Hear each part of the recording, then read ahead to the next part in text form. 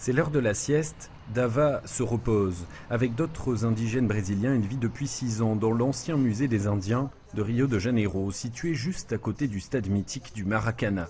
Mais aujourd'hui, avec la Coupe du Monde de football qui approche, les Indiens sont menacés d'expulsion. Notre peur, c'est que notre peuple reste en dehors de ce grand événement.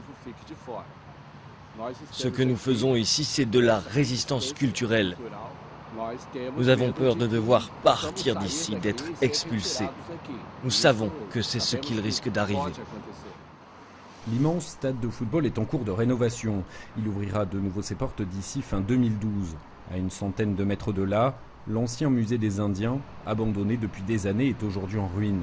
La mairie de Rio prévoit de le transformer en centre commercial ou en local administratif pour l'organisation de la Coupe du Monde de football. Déjeuner de travail ce midi, les Indiens rédigent des tracts pour tenter de sensibiliser les Brésiliens à l'ordre d'expulsion qui peut tomber d'un moment à l'autre. Notre objectif, pour commencer, c'est de créer un centre culturel indigène pour pouvoir restaurer ce bâtiment ici qui est en ruine. Et puis de mettre en place plusieurs projets culturels et peut-être même une université.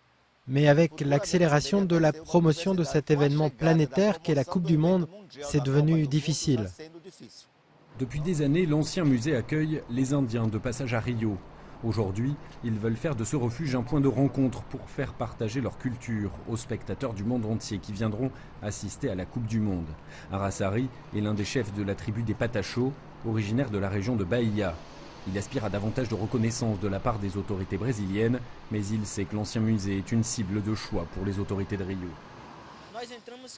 On est venu ici pour résister. On est ici en guerre. On vit dans une guerre verbale, physique et morale. On est ici pour lutter et notre lutte est respectueuse. Donc le guerrier n'a pas besoin d'avoir peur. La mairie de Rio n'a pas souhaité s'exprimer.